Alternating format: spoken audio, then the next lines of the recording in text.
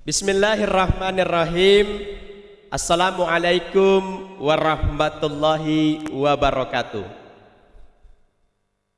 Kembali saya akan melanjutkan metodologi penelitian ilmiah. Kalau kemarin kita yang pertama adalah membahas mengenai judul, bagaimana kriteria judul. Nah, yang kedua, kali ini kita akan membahas mengenai latar belakang masalah. Setelah terdapat judul, maka yang kedua adalah latar belakang masalah yang akan dituliskan dalam sebuah proposal skripsi nantinya. Nah, latar belakang masalah apa itu sebenarnya? Mari kita lihat. Latar belakang masalah atau LBM adalah informasi yang tersusun secara sistematis yang berkenaan dengan fenomena masalah yang menarik untuk menjadi bahan penelitian. Ya. Jadi di dalam latar belakang masalah sebuah judul skripsi harus memuat fenomena, gejala-gejala yang terjadi di lapangan. Kemudian ada masalah yang ditemukan, ada masalah yang ingin dibahas, masalah yang ingin diangkat dalam sebuah latar belakang masalah. Tentunya fenomena masalah tersebut menarik untuk dikupas, untuk diteliti lebih mendalam lagi. Jadi itu sebenarnya latar belakang masalah. Yang kedua adalah sebenarnya dalam latar belakang masalah ada tiga komponen utama. Tiga komponen utama yang perlu ada di dalam sebuah latar belakang masalah. Tiga komponen utama tadi terdiri dari yang pertama adalah pembuka, yang kedua adalah isi, dan yang ketiga adalah penutup. Jadi tiga komponen utama dalam latar belakang masalah. Yang pertama adalah pembuka, isi, dan penutup. Mari kita perhatikan satu persatu. Komponen yang pertama dari latar belakang masalah tadi adalah pembuka. Tentunya di dalam sebuah penulisan latar belakang masalah, baik dalam proposal, skripsi ataupun skripsi, akan memuat gambaran secara umum yang akan diangkat. Ya, akan memuat gambaran secara umum yang akan diangkat. Apa yang akan diangkat? Tentunya gambaran secara umum masalah. Jadi dalam menulisnya nanti adalah bersifat bisa paragraf deduktif atau induktif.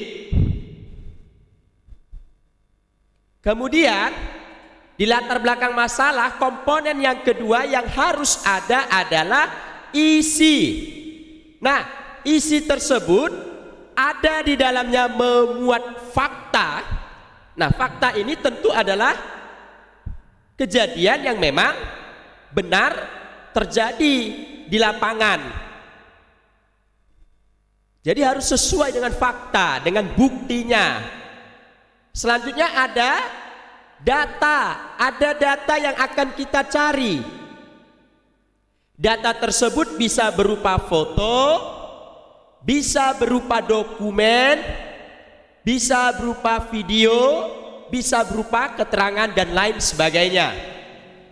Kemudian ada fenomena, ada gejala yang unik yang terjadi di dalam sosial penelitian.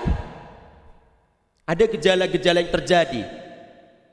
Nah, itu fenomena ya, fenomena, bukan fakta. Jadi fenomena yang terjadi.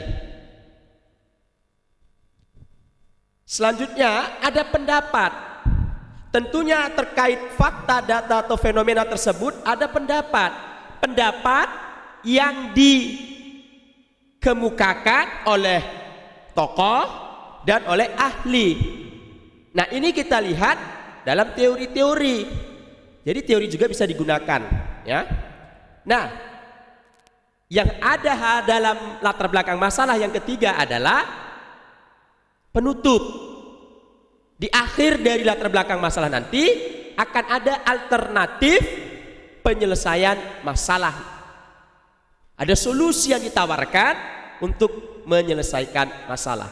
Nah, terkait dengan jurusan ilmu Al-Quran dan tafsir, ketika Anda ingin melihat bagaimana sebenarnya latar belakang masalah, Anda bisa melihat atau merujuk kepada skripsi terbitan yang ada di STAIN, IAIN atau UIN seluruh Indonesia, tetapi yang berkaitan dengan jurusan ilmu Al-Quran dan tafsir, ya, harus dilihat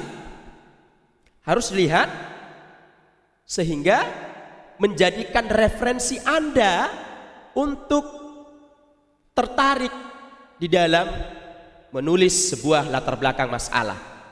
Intinya adalah Anda harus mencoba terlebih dahulu untuk memulainya. Jadi bisa Anda lihat di skripsi terbitan yang ada di dalam internet sebagai acuan dasar untuk memahami apa sebenarnya latar belakang masalah yang akan diteliti di dalam skripsi Anda nantinya. Mudah-mudahan apa yang saya sampaikan kali ini dapat memberikan motivasi bagi Anda untuk menulis skripsi nantinya. Demikian saja yang dapat saya sampaikan. Lebih dan kurangnya saya mohon maaf. Akhirul kalam, billahi taufik wal hidayah. Wassalamualaikum warahmatullahi wabarakatuh.